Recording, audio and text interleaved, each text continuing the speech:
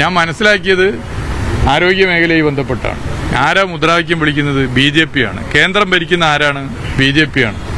ആരോഗ്യ മേഖലയിൽ കേന്ദ്ര സർക്കാർ കേരളത്തിന് നൽകാനുള്ള കുടിശ്ശിക തുക എത്ര? 678 കോടിയാണ്. സമരം നടത്തേണ്ട സ്ഥലം ഇവിടെ ആയിരുന്നില്ല. BJPയുടെ കേന്ദ്ര കമ്മിറ്റി ഓഫീസിലോ അല്ലെങ്കിൽ കേന്ദ്ര സർക്കാരിന്റെ ഓഫീസിന്റെയോ മുമ്പിലായിരുന്നു സമരം നടത്തേണ്ടിയിരുന്നത്. സമരം നടത്താൻ തെരഞ്ഞെടുത്ത സ്ഥലം തെറ്റായിപ്പോയി. അത്ര എനിക്ക് പറയാനുള്ളത്. KSTA എന്നവര് മാശുപേരി KSTA എന്ന അധ്യാപക സംഘടനയുടെ സംസ്ഥാന സമ്മേളനമാണ്. KSTA എന്ന് പറഞ്ഞാൽ കേരളത്തിലെ ഏറ്റവും വലിയ അധ്യാപക സംഘടനകളിൽ ഒന്നാണ്. ആ അധ്യാപക സംഘടന അതിന്റെ സംസ്ഥാന സമ്മേളനം കോഴിക്കോട് നടത്തുന്നതിന്റെ ഭാഗമായി ഒരു അനുബന്ധ പരിപാടി നടത്തിയത്. ആ അനുബന്ധ പരിപാടി പൂർവ്വ അധ്യാപകരുടെ സംഗമമാണ്. അതിന്റെ ഭാഗമായി വളരെ പ്രായമായ അധ്യാപകരുൾപ്പെടെ ഇവിടെ വരികയാണ്. അവിടേക്ക് ഒരു പ്രതിഷേധമായിട്ട് വരിക എന്ന് പറഞ്ഞാൽ അത് ഒരു ശരിയാണോ? നമ്മൾ പരിശോധിക്കണ്ടേ? ഇവിടെ എല്ലാ സംഘടനകളും, ഏത് രാഷ്ട്രീയ പാർട്ടി ആയിക്കൊള്ളട്ടെ, ഏത് സംഘടനകളായിക്കൊള്ളട്ടെ, സമ്മേളനങ്ങൾ നടത്താറുണ്ട്.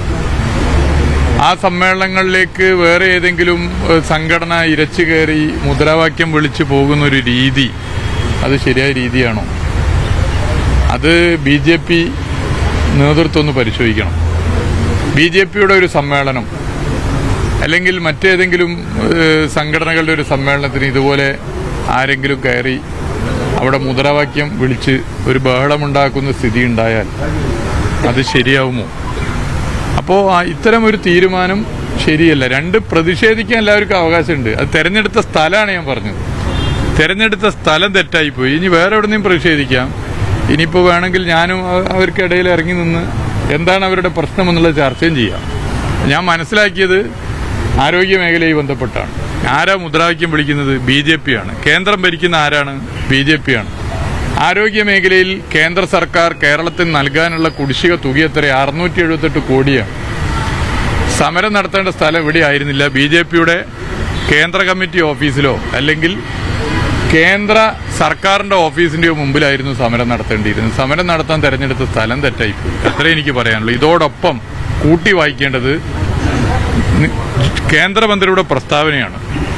കേരളം പിന്നോക്കമാണെന്ന് സമ്മതിച്ചാൽ എന്തെങ്കിലും തരാം എന്നാണല്ലോ പറഞ്ഞത്.